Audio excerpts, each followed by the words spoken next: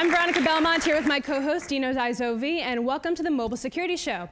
Our topic today, dealing with exploitable mobile device vulnerabilities. And here to talk about that is our excellent panel tonight. We have Dr. Edward Amoroso, Chief Security Officer at AT&T, Rakesh Kushwaha, Founder and Chief Technology Officer at Mformation, Nasrin Rezai, Senior Director of Global Information Security at Cisco, and Nasir Memon, Professor of Computer Science and Engineering here at the Polytechnic Institute of New York University. Welcome, everyone. All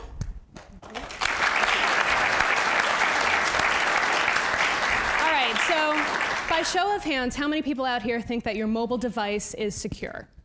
The one you're holding on you right now, one guy.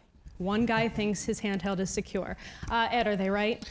Well, I guess secure can be a somewhat subjective notion, right? I mean, the definition of proof is convincing argument, so maybe definition of secure is how much you think it's secure now. I think that in a budding new industry, there's always going to be sort of this tension between new functionality and security and protection. And I think we're getting to the point now where more of the folks here and you know, customers both in the US and globally are starting to worry about security issues. Dino is our resident hacker on the panel. What do you think? Well, I think there's a lot of attacks that the researchers have shown are possible against mobile platforms, but we're still finding out what attackers in the wild are actually going to take advantage of. And we're starting to see malicious apps, which is kind of a surprise. We thought it would look a lot like desktops, malicious email attachments, malicious web pages, but malicious apps are what are really happening in the wild right now. And so like any new technology set, it's going to take a while to see what attackers go after versus not. Yeah, and I think the perspective from, if you take it from enterprises, so I run security for Cisco, it's a matter of perspective. A company that's highly regulated, the answer would be absolutely not. Company like Cisco is pretty tolerant, risk tolerant, and accepting of new technology and experimentation. We would say it's an operatable model. We can live with some of the risk elements because it introduces productivity and enables new business models. So yeah, it's an acceptable risk. Well, I think as all the new technologies, this is an area where we need to look at what's new. What's new in this mobile environment? Obviously, we all know about malware and hackers and applications, and I think I completely agree with Dino that one of the new things has happened is it is an app world. It's not an OS-based world anymore. You all download apps from your iTunes stores, marketplace, and you go. So, of course, these vulnerabilities are open at the app level. But there is another new thing which is happening in this industry is the network access. There are licensed spectrum as it runs by AT&T, Sprint, T-Mobile. You have Wi-Fi on your devices, Bluetooth on your devices. In some cases, you have 4G as available on Sprint. It's available through Clearwire, so Sprint has an access. So you have like 4 or 5 network access. You don't know which one is going to be compromised. You don't know where the attack is going to come from. So that's a new paradigm again.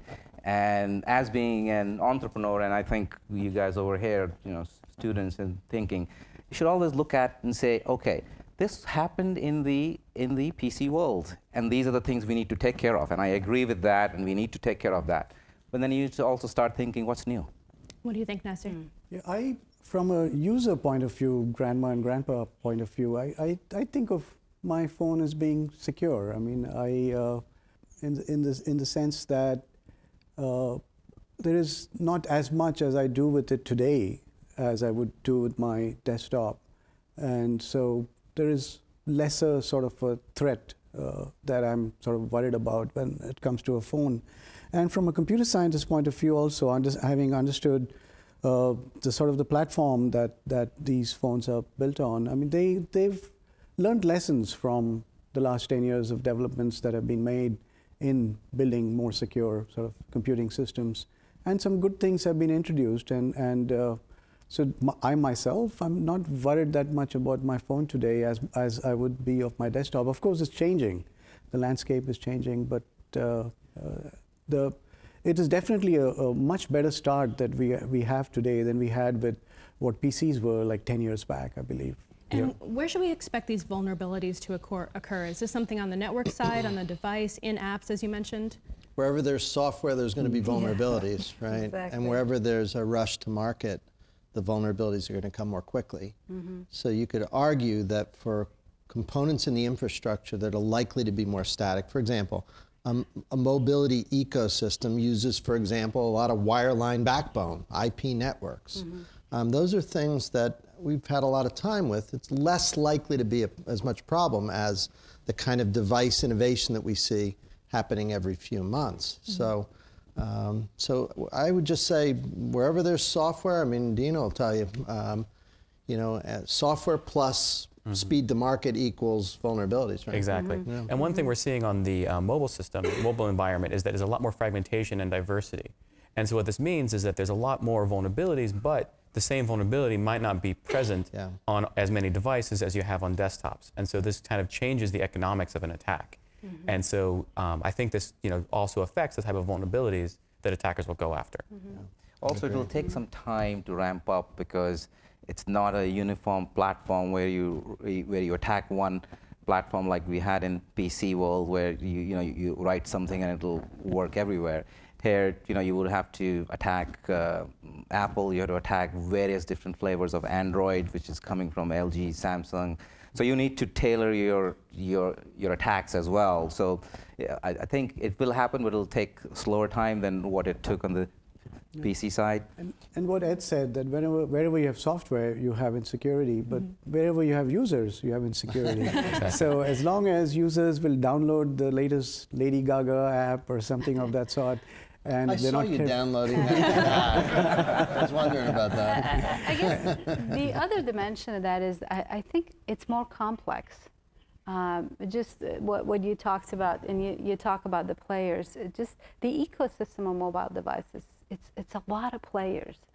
And again, taking it from an enterprise perspective, users, I think, are overwhelmed. They just don't know what they don't know in terms of what's going on. But for a security leader, it is pretty overwhelming. Somebody who's running, you run, for AT&T, it's just a lot of complexity that we're all dealing with. So that introduces more vectors of attack. That introduces additional vulnerability. And just the other dimension of this, I was reading this stat. It says average users have 75 apps on their mobile device. That's craziness, right? Average users. So not me, and you probably. I guess but teenagers warp yeah, that, exactly. Right? They warp it. Right.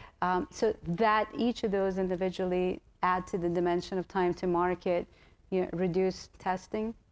Not enough system integrated testing in this complex end-to-end, more vulnerabilities. From your personal points of view, what scares you the most right now in terms of attacks or vulnerabilities going on? Well, I think from my perspective, I'll just give you an example. My kids, they just buy games and download stuff, and because of cloud computing, it appears on my device as well. So, interesting. Yeah. So there are other factors beyond you which could make you, which would make a device open up to attacks. You almost don't have all that control in that kind of situation. Right. And then also in terms of the apps world which we are living in right now, we don't have, as you're saying, 75 apps. I try a lot of apps, right? Because they're easy to download, click. So there are, I think it's going to be coming through the apps. There's no more browser-driven world on these mobile phones. It's all app world. So I think it's going to come through those apps, come through the unrestricted, uncontrolled channels which are coming onto your handset. So it is quite vulnerable, the device at this point. As more people start surfing the web from their mobile devices, do you think we'll start to see the same type of browser-based attacks that we see on desktops now?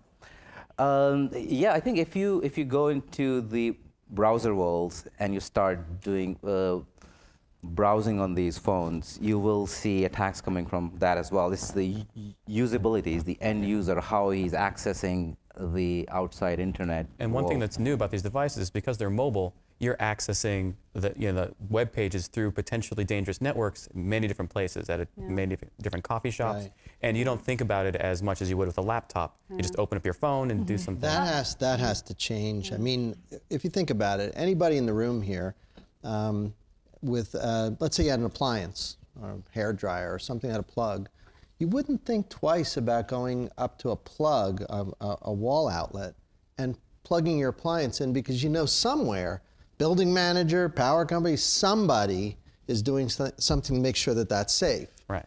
Networks don't work that way, do they? Exactly. I mean, we need to get to the point where you don't have that issue, where connecting to Wi-Fi, connecting to any type of mobile network has, in some sense, the presumed set of security features, and they have to really be there. We're not there now. Right now, all users can depend on is superstition, because it's very hard for a user to know whether this network is safe or not, and it's luck of the draw. Or to really protect yourself by, taking steps that would be way above and beyond what a normal user would do. Exactly. Yeah. You ask what scares me the most. I think just taking it from a company trying to protect its systems and its people, and each of us as end users trying to protect ourselves is one thing. I think the thing that probably scares me the most is some of us don't realize that these mobile devices and the apps loaded on them are now operating in very, very critical areas, like they are in the borders in Iraq and Afghanistan, and soldiers are using them. And kind of the dimension, it's something that started as social networking interaction, very, very quickly is becoming mission critical. And there's an awesome point.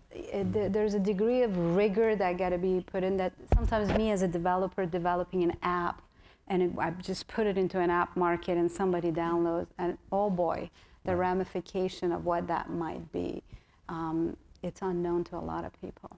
Okay, so clearly we expect to see a variety of vulnerabilities in mobile devices. So how will the industry address these? We'll talk about that after the break.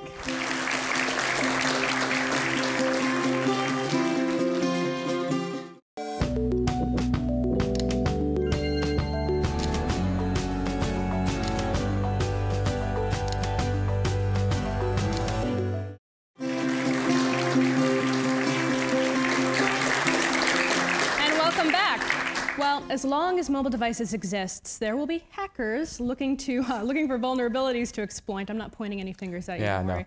So what techniques will the industry employ to try and secure these devices? Rakesh? First of all, I think no matter what technique is deployed, it needs to be over the air without any wires. We don't want, it should be a total wireless experience. So no more going to a cable and securing your device using those techniques. And then I'll probably answer that question in two parts. One is the technical part, right? If, as my friends on the panel mentioned, wherever you have software, you have bugs. So who's controlling the software? For example, in case of Apple, Apple controls it. Everything is what happens on an iPhone, Apple does. So it becomes easy for Apple to provide patches and some techniques, vulnerability, firmware updates, things of that nature, which secures it. Whereas if you look at the Android world, where Google came up with the Android and handed over to LG, Samsung, Motorola, HTC, they had to add software in there. So now the software has touched more hands and has become more complex. Now, in that complexity, the techniques is not going to be the same as the techniques what is being used in Apple. So now here you need to have Google step in, which is the OS vendor. And then you have to have the OEMs, such as LG and Motorola's of the world, step in and provide some techniques so that they can close the loopholes or do some firmware updates. So that's the technical part of it. On the business side is the relationship, user has a relationship with either a device vendor or with a cloud provider or a service. Or the carrier like AT&T. Where is that business relationship? Who's taking the responsibility? And I think it is the person who user is paying to and would make a phone call if things go bad. That becomes a responsibility of that entity, whomsoever that is, to provide the techniques to fill these gaps. Obviously, on the app guys who build the apps will always provide updates for their specific apps, and if there are any issue, because I bought the app and I'm paying for that app, so that app vendor has the responsibility to do it. OS vendors also have a lot of play in this, where they can come up with their own way of securing. We used to have in Unix, we used to have a super root, and in case of Windows, we have the admin rights and the user rights type of a structure. So OS vendors also have a lot of things to plane. So I think in terms of techniques, it also depends on who's taking the responsibility. And to that point, the question comes down to, if a user has a problem with their phone, like they know they have malware on it and it does something bad, who are they going to go to? And if they're going to go to their carrier, if they're going to go to the store they bought the phone, shouldn't that be the person responsible or the entity responsible for pushing out the patches to reduce the number of people coming in with broken phones? Correct. So it all comes down to the business model on the business side is whom did I pay money and whom am I going to bother? And the guy who I'm going to bother is the guy who needs to figure out how to solve that security issues, because otherwise the cost is going to go skyrocketing. Nasir, what do you think? I guess history has taught us that vendors are more sort of inclined to provide features and get users to sort of buy the devices, and security is a sort of a secondary concern. And I foresee a lot of that still sort of going on. That has not fundamentally changed. Actually, adding features is something we talked about a little bit in the discussion before we came up here on the panel. It's one way that someone like Apple, for example, can entice people to run updates on their device because they're saying, we've added all these new features. Also, you need to do a software update in order to use them. Here's all the bug fixes and security things that we've worked into that update as well. Which they've done, like with iCloud, when you go to get onto iCloud, you see a whole bunch of bug fixes and such, yeah. In fact, I think I'm one of the only users I know who will apply only security updates the first day it's available. Most users will want features and go download those. But the same vendors have put in sort of holes in the sandbox or taken some shortcuts for providing sort of better user experience, which have resulted in security vulnerabilities. So vulnerabilities can come from there as well. That will sort of continue to happen, I think. I think we haven't, no, go ahead. I was going to say, let me offer a little different perspective.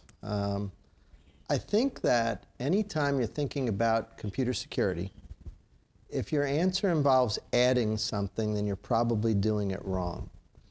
Like, it should be taking something away, simplifying, streamlining. Like, this idea of like adding a bunch of features is kind of opposed to the basic concept here, and that's what Ken Thompson taught us, you know, in his Turing lecture. He said, if you didn't write the software yourself, you can't trust it. And that's why when we used to get floppy disks, and people would say, don't put that floppy disk in your drive if you don't know where it came from. Right.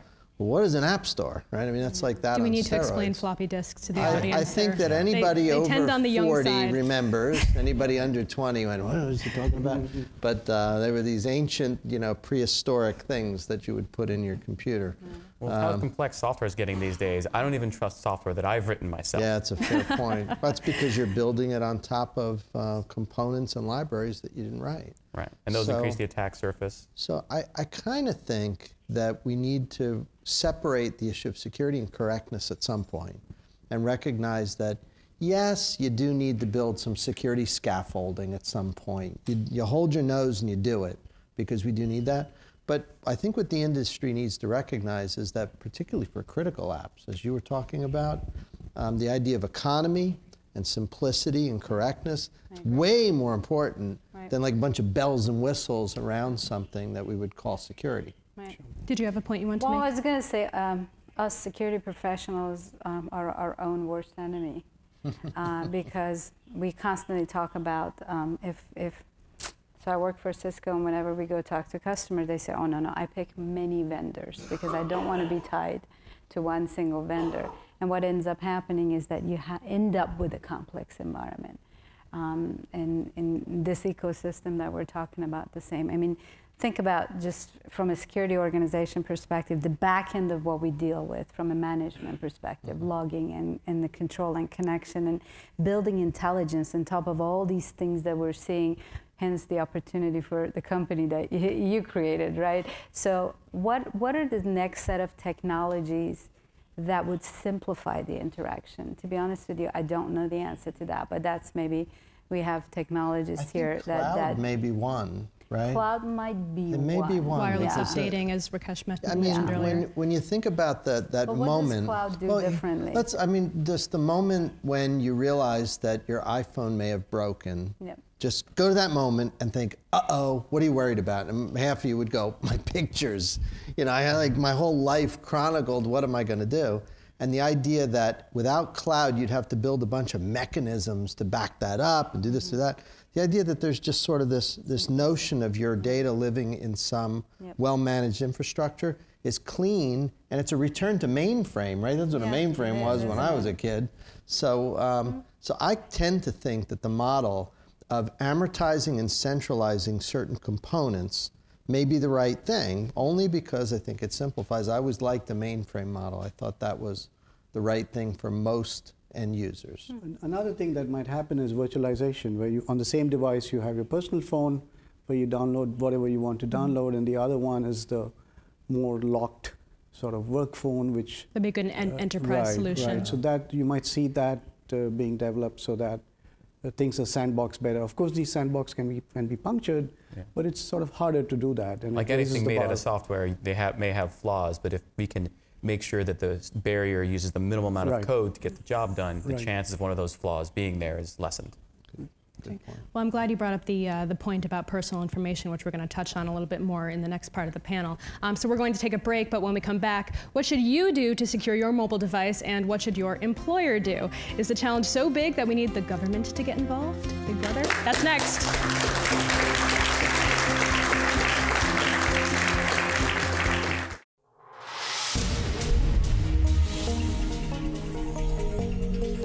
First of all, we're seeing a reasonable amount of scanning activity on port 53. They have now blocked an entire subdomain. It's possible that someone would be able to remotely install an application on their handset. The iPhone has been pretty good in terms of keeping malware off of it. Android, not so much, and it seems to be picking up speed. This attack is at layer 8. It's the human layer that you're attacking here. Right. Thanks very much, and look forward to talking with you next time.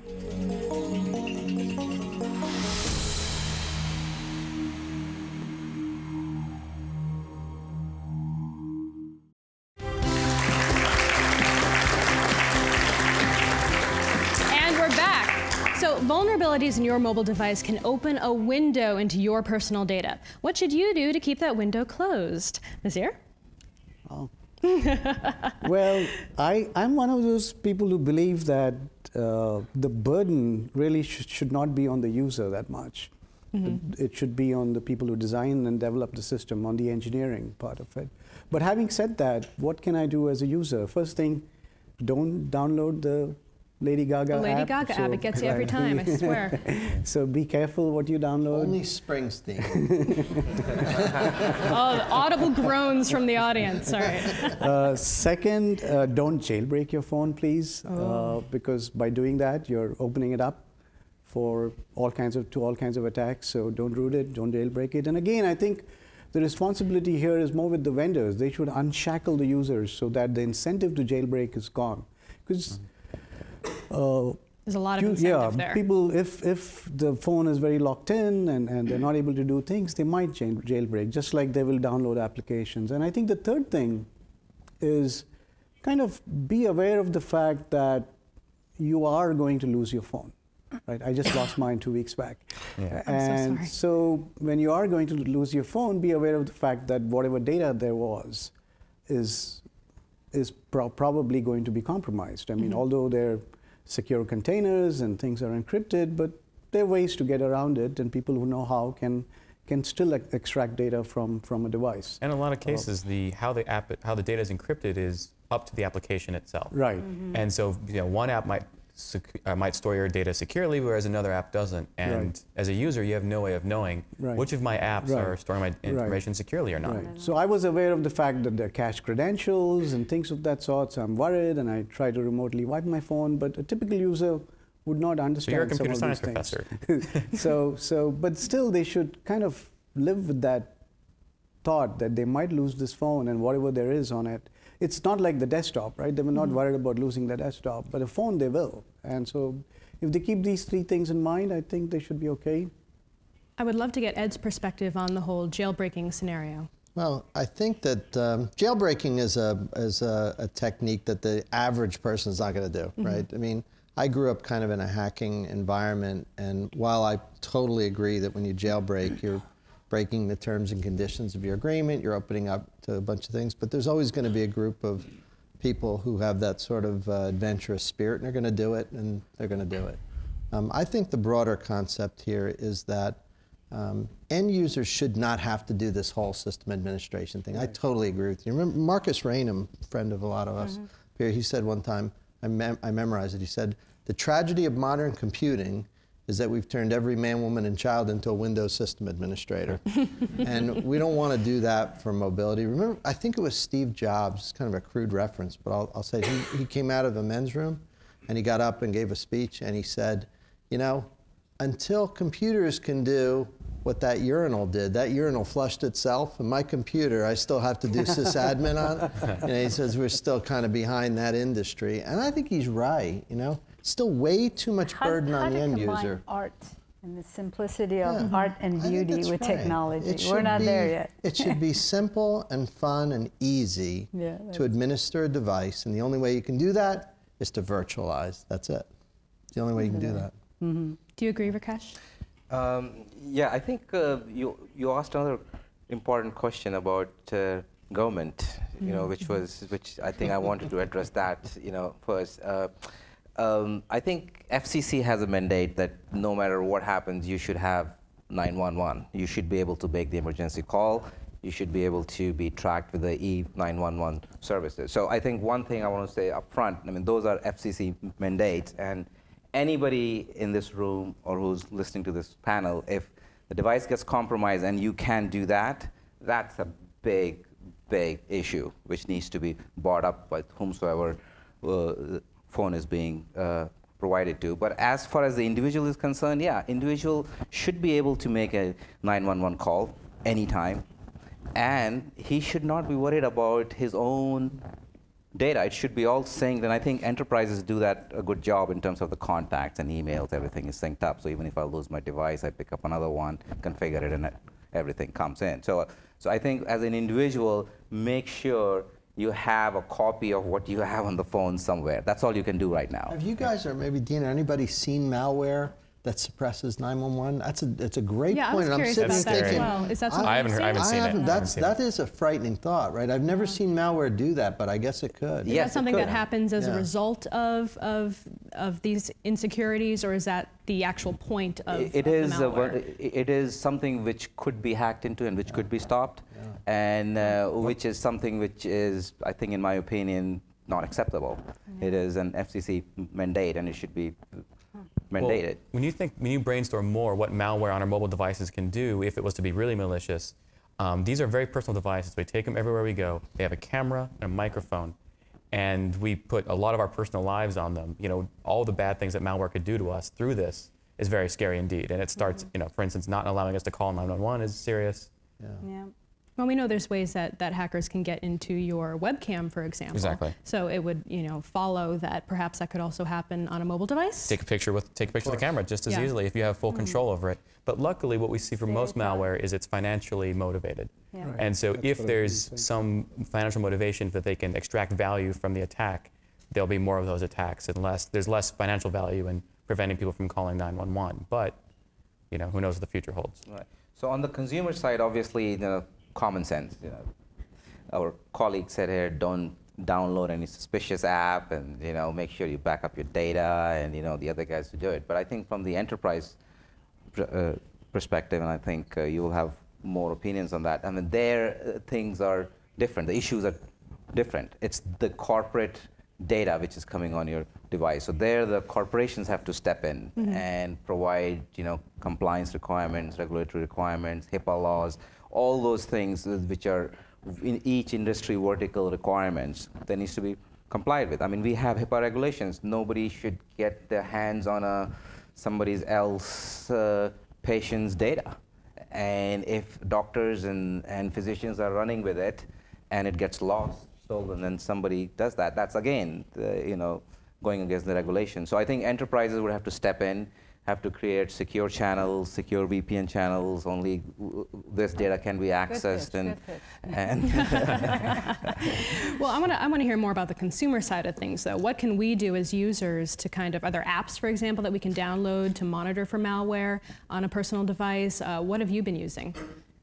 There's a few different components in the sort of security ecosystem that's emerging. One is a whole host of different client solutions, and they range from companies that are trying to forklift existing antivirus that exists on your PC over to the mobile. That isn't such a great idea. Mobiles are not PCs. They don't have the same architecture or processing power. And even OSs like Apple's iOS doesn't look like a conventional But that's not going to stay the same forever. I mean, the processing power of smartphones today is where we were, 5 years ago on PC. I think that's right. I'm saying that the first component is there will be client software. It's just a matter of what it does. And I think we're so early that maybe the end state solution is not there. But there's a set. You talked about cloud. Do you see potential some of those being a cloud-based offering? That's maybe the second component. I think if you can virtualize, then what happens is you get to the point where instead of doing a static analysis of something looking for problems, you can do something more dynamic in real time. Like an app that's out hitting some set of known bad actors on the internet. If the service provider or the enterprise network or something that you've either contracted with or set up can detect that, then you can sinkhole that off or block it or something. But the third thing is that in the enterprise, typically the set of tools that we refer to as mobile device management tools, MDM, they're starting to look more and more like security tools. That's where we do remote wipe. That's where we locate lost devices, we force password policies. So those are the three places. Like think of it as like those are the three horses in the gate and the race is just about to start. It's not clear to me which of those areas is likely to be the most successful. But if I were a betting person, I'd say that all of them will play a role. There'll be something on the client, something in the enterprise, and something in the cloud. And it's just a matter of how they interoperate. So the Mformation, whose founder and CTO provides mobile device management products. And yes, we see a lot of different variants of endpoint solutions where you can download certain signatures, antivirus type of thing. So if I'm carrying Android devices, I will have some antivirus protection app running. How good it is, it's as good as what it does. But on the other hand, having capabilities, as you talked about, password policies, change it automatically changes it every week, and then having encryption and having, locking, removing, kill pill, which you talked about, zapping a device, killing a device, those type of things are important. All right. Great. Go ahead. I'm sorry. I think the users should not have to download apps and worry about security. Look what happened with all the antivirus products they bought. It really didn't help them. They still got hacked. So I think it's the enterprises, the vendors who have to sort of protect the consumer. The consumer should be sort of free of these burdens. Excellent. All right. Well, when we come back, questions from our audience and final thoughts from our panelists.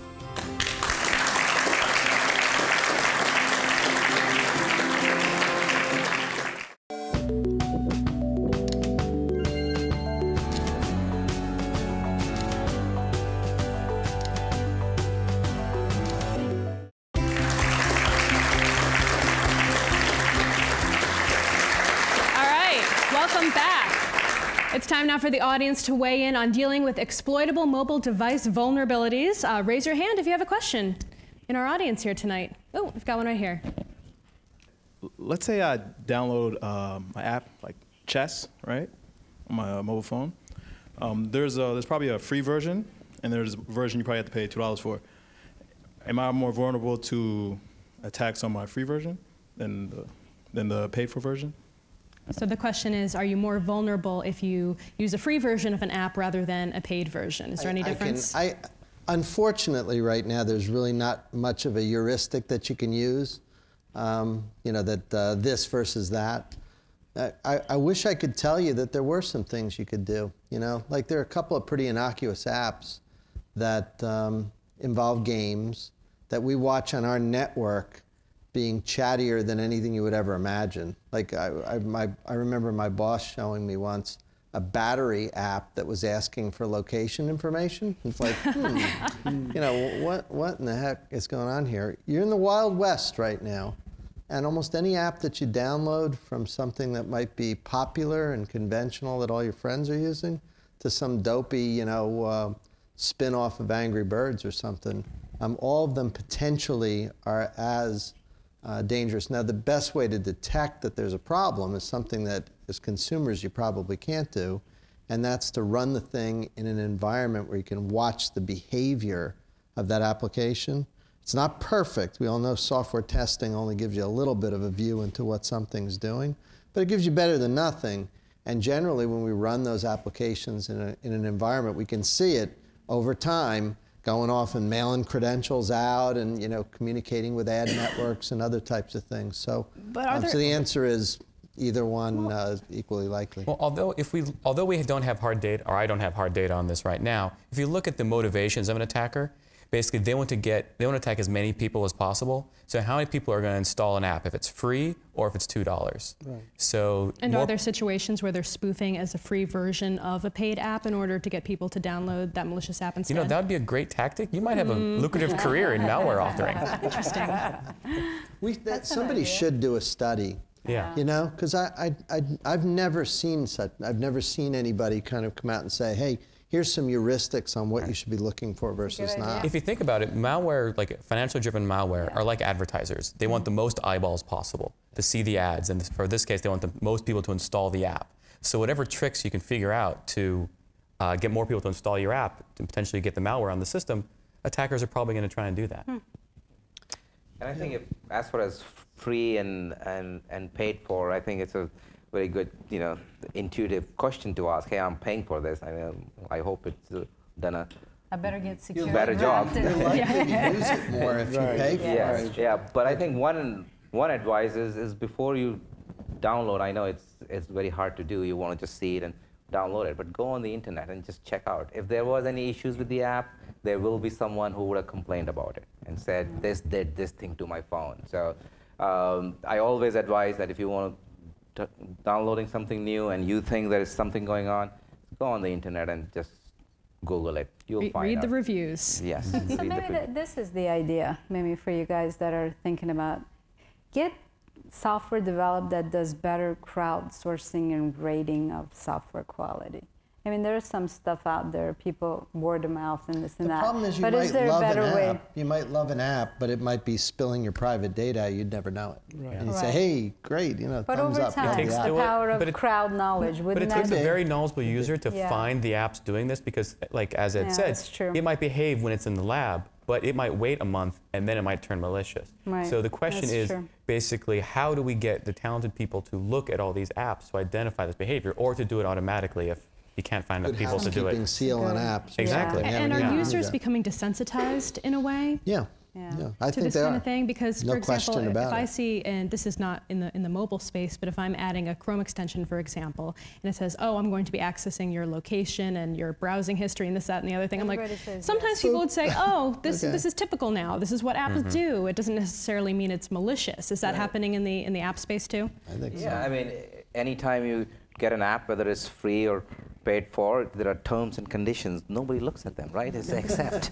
But if you read them carefully, if legally, you know, those are legal terms. And if somebody, and in some of those terms, something is saying, I'm not responsible for what happens to your phone, or I'm doing this, you got to think about it. Anyone Isn't that watch every South software Park agreement? in the office, in, It is. in the audience? But at least it's Bad legally joke.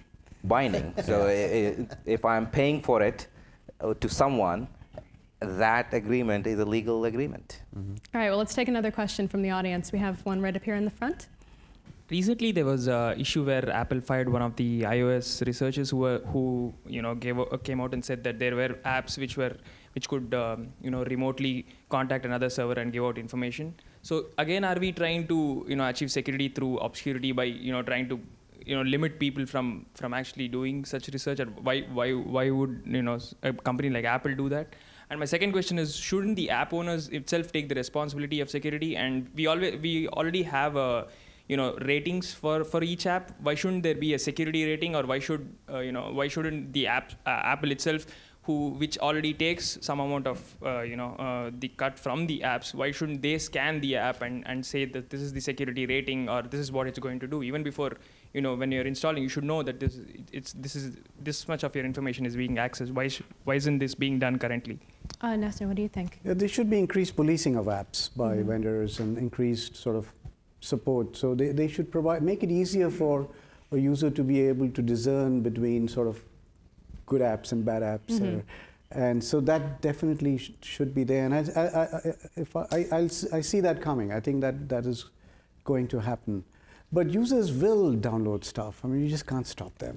Well, if you think about what we have with cars, basically you have all the features of the car, but you also have a safety rating, which is a rating on what happens when things go wrong. Right. You know, right now we don't have that for software. But buying we have a the car features, is but a not. big decision. When I'm downloading an app, it's on the spur of the moment. I hit the link and I'm busy, I'm doing something. So there's a lot of this user psychology, this notion of risk and trust, etc. Right? So we understand risk in the physical world, but we don't have that same understanding of risk when it comes to the cyber world. And on the desktop, we understand that. And when it comes to mobile space, again, the risky behavior of users, how that will change, I don't know. In software engineering, and you know this because you're, I know you know this, but in order to raise your trust in a piece of code, there's a gazillion things you can do.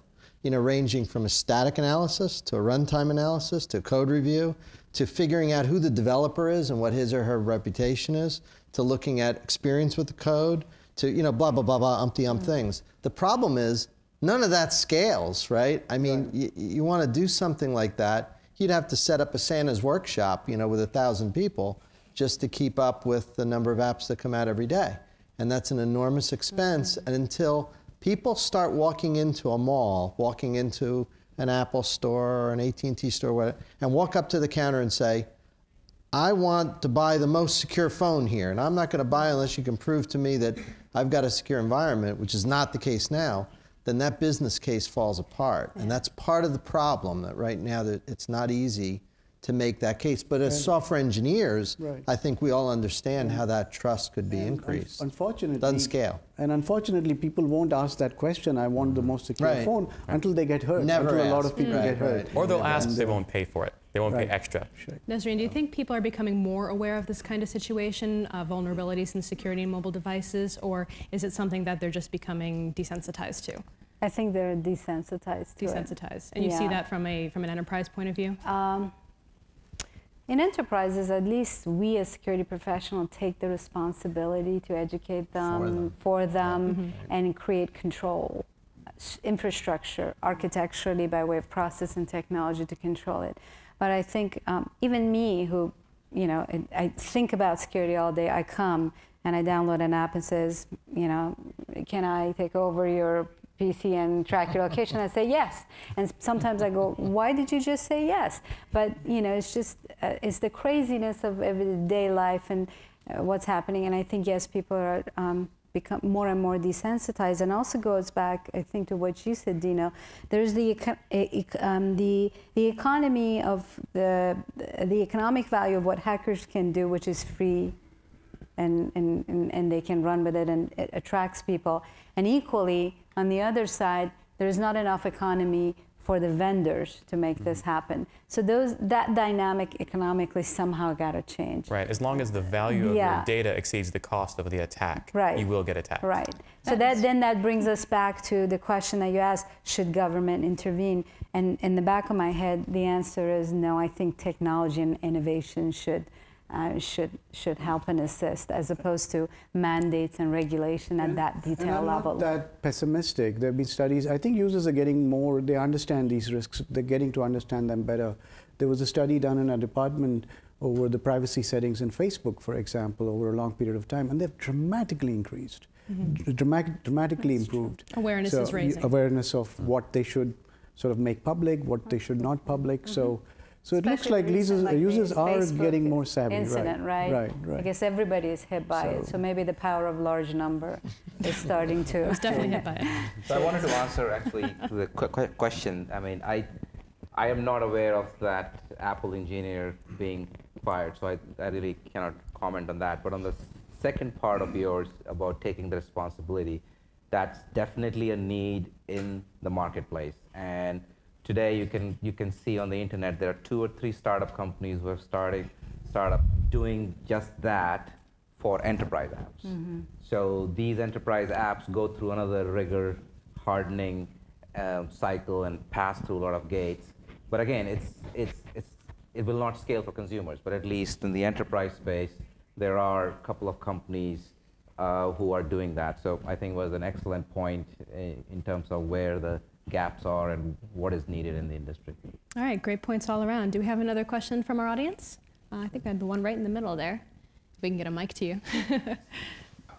You mentioned earlier that there should be a better policing of apps, or a better way of looking through apps in order to check if they were secure. What do you think of the apps that are already on the market that claim to search for malware on your mobile devices? One that comes to mind would be Lookout or any of those other anti-software applications. So what do you think of the existing malware detectors on the market today? They do one of two things, right? They either look statically at your code, right? Or they put it in a little washing machine and spin around a little bit to see what it's out sort of behaviorally doing. It's essentially very light software testing along the lines of what you see on your PC with your AV.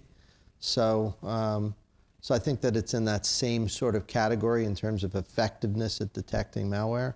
Better than nothing, but certainly not something that I think as an industry we'd like to standardize on as the only solution. Dino, do you think they're up to par with the attacks that are occurring?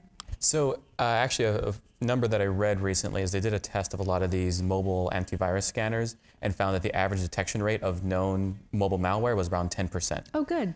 Whereas for desktop antivirus, it's around 60% usually. So neither are great. Still not great. One is obvious, 60% is obviously better than 10%. But it's a new market. Depending on the platform, the antivirus application may or may not have the access to the system that they need to do their job well.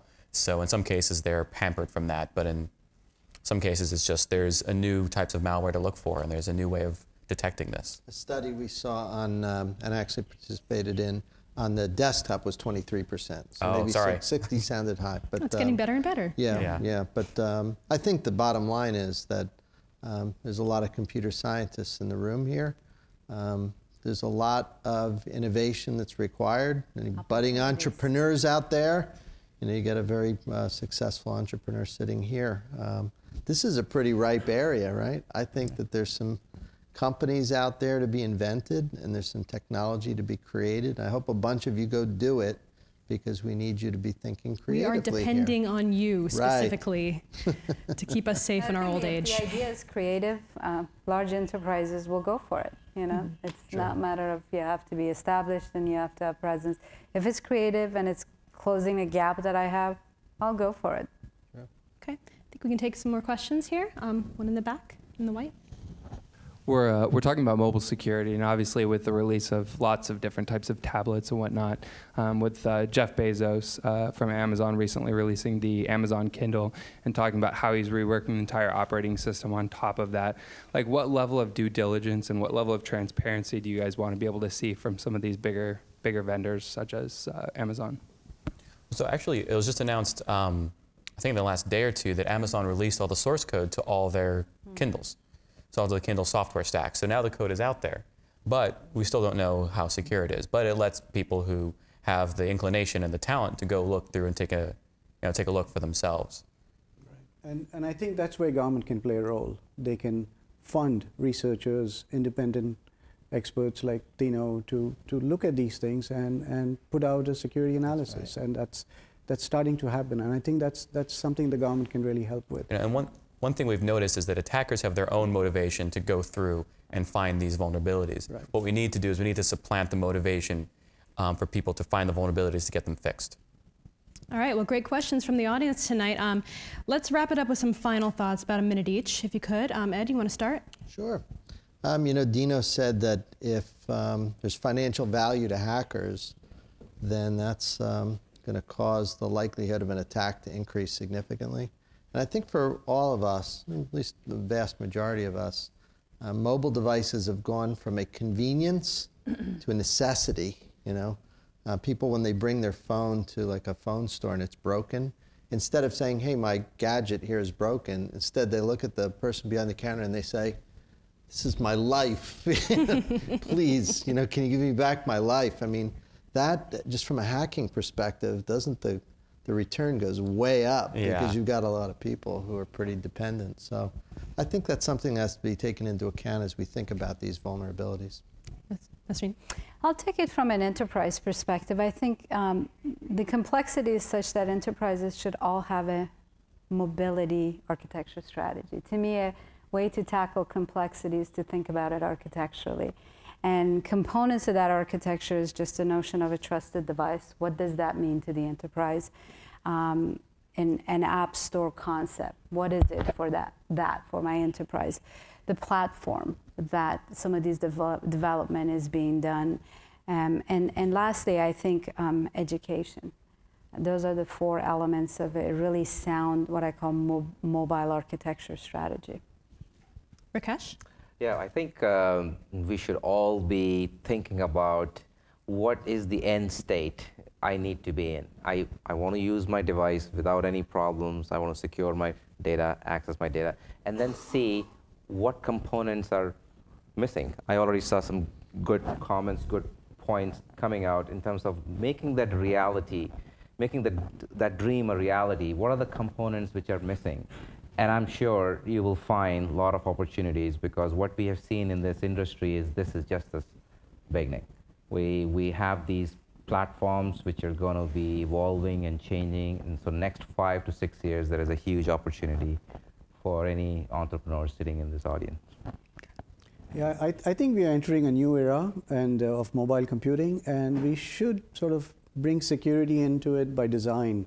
We should not burden the user with making the right security decisions. Don't expect them to remember complex passwords and change them every 6 months and have 50 different passwords and 50 different accounts. So we should design systems such that the user is not burdened with the securing, or is not a critical aspect of securing the system. We should sort of look at designing them better. And I think we have an opportunity to do so.